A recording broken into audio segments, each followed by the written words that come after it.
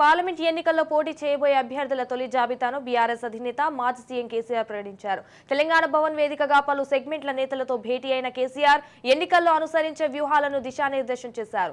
అనంతరం 4 లోక్సభ నియోజకవర్గాలకు అభ్యర్థులను ప్రకటించారు. ఆయా సెగ్మెంట్ల నేతలతో సుదీర్ఘంగా చర్చించి పేర్లు ప్రకటించారు. ఇక ఖమ్మం అభ్యర్థిగా నామ నాగేశ్వరరావు, మహబూబాబాద్ అభ్యర్థిగా మాలోతు కవిట, పెద్దపల్లి అభ్యర్థిగా కొప్పుల ఈశ్వర్, కరీంనగర్ అభ్యర్థిగా బోయినపల్లి వినోద్ కుమార్లను ప్రకటించారు. దీంతో బీఆర్ఎస్ నేతల్లో ఉత్సాహం మొదలైంది. అసెంబ్లీ ఎన్నికల ఫలితాల అనంతరం కాసా సైలెంట్ గా ఉన్న గులాబీ శ్రేణులు అభ్యర్థుల ప్రకటనతో ఒక్కసారిగా జోష్ పెంచారు. మరి లోక్సభ ఎన్నికల్లో ఆయన సత్తా చాటుతారో లేదో చూడాలి.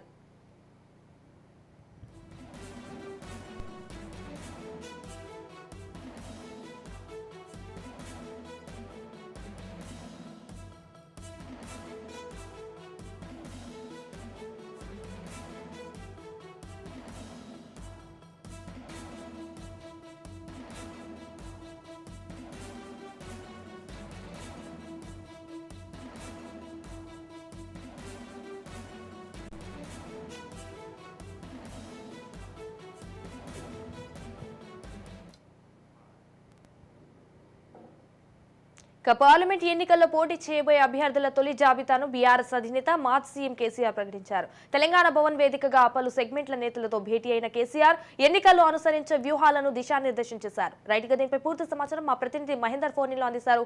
మహేందర్, చెప్పండి, దీనికి సంబంధించిన అప్డేట్స్ ఏంటి? ఎన్నికలకు పార్లమెంట్ ఎన్నికలకు పూర్తిగా సంసిద్ధమైనట్టుగా ఇటు బీఆర్ఎస్ అయినట్టుగా తెలుస్తుంది. అటు ఆ రకంగానే ముఖ్యంగా మాజీ ముఖ్యమంత్రి కేసీఆర్ బీఆర్ఎస్ వాస్ అయితే రంగంలోకి వచ్చారు. అలాగే ఇక అభ్యర్థులు కూడా ఎవరి పని వాళ్ళు చేసుకోవాలి నియోజకవర్గాల్లో, పార్లమెంట్ నియోజకవర్గాల్లో అన్నట్టుగా మొదటి జాబితా కూడా ఆయన విడుదల చేశారు. ఇటు లోక్సభ అభ్యర్థులను ఆయన ప్రకటించారు. కరీంనగర్ నుంచి మొదటి జాబితాలో మొత్తం 7 నలుగురు చేశారు. కరీంనగర్ నుంచి వినోద్ కుమార్, పెద్దపల్లి నుంచి కొప్పుల ఈశ్వర్, ఖమ్మం నుంచి నామ నాగేశ్వరరావు, మహబాద్ నుంచి మాలోతు కవితను ఆయన ఈరోజు అయితే ఆ లిస్టు ప్రకటించారు.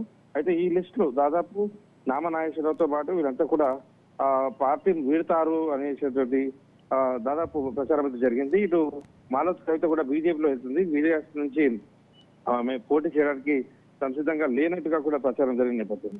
సో ఆ రకంగా దాదాపు ఇక పోటీ చేయదేమో అన్నట్టు గెలిచి క్యాండిడేట్ వదులుకోవద్దని బీఆర్ఎస్ అయితే అప్రమత్తమైంది. ఆ రకంగా నేడు టికెట్లు కూడా వాళ్ళకు ప్రకటించేసింది. అయినా కూడా మాలోతు కవిత పోటీ చేయాలా వద్దా అనేటువంటి సస్పెన్స్ లో ఉన్నట్టుగా కూడా తెలుస్తుంది. ఇక నామ నాగేశ్వరరావు ఖమ్మం నుంచి ఎంపీగా ఖమ్మం నుంచి ఉన్నారు. దాదాపు 25 ఏళ్లుగా ఆయన ప్రజాసేవలో ఉన్నారని, అనేక కార్యక్రమాలు కూడా చేసినట్టుగా ఆయన చెప్పారు. పార్లమెంట్ ఎన్నికల్లో తెలంగాణ ప్రజలు బీఆర్ఎస్ వైపు ఉంటారని, ఖమ్మం ఎంపీగా రాహుల్ గాంధీని కాదు ఎవరు పోటీ చేసినా ఎదుర్కొంటారని ఇటు నామ నాగేశ్వరరావు కూడా చెప్పడం జరిగింది. సో కొంతమంది నేతలు అయితే ఇటు బీఆర్ఎస్ నుంచి పోటీ చేయడానికి సిద్ధంగా లేరని కూడా తెలుస్తుంది. ఇక తెలంగాణ భవన్ లో నేడు జరిగిన కేసీఆర్ అధ్యక్షులు జరిగిన ఈ మహబూబాద్ ఖమ్మం లోక్సభ సమీక్ష కమిటీలో 2 ఎంపీ సీట్లు చేసి నామ నాగేశ్వరరావు, మాలోతు కవితలకైతే ఈరోజు టికెట్ ఇవ్వాలని తీర్మానించారు. రకంగా ప్రకటించేశారు కూడా. సో ఇంకా ఆలస్యం చేయకుండా త్వరితగతిన మిగతా స్థానాలన్నిటికీ కూడా టికెట్లు ప్రకటించేదానికి పూర్తిగా బీఆర్ఎస్ అయితే రంగం సిద్ధం చేసినట్టుగా తెలుస్తుంది. Right, thank you for the updates Mahender.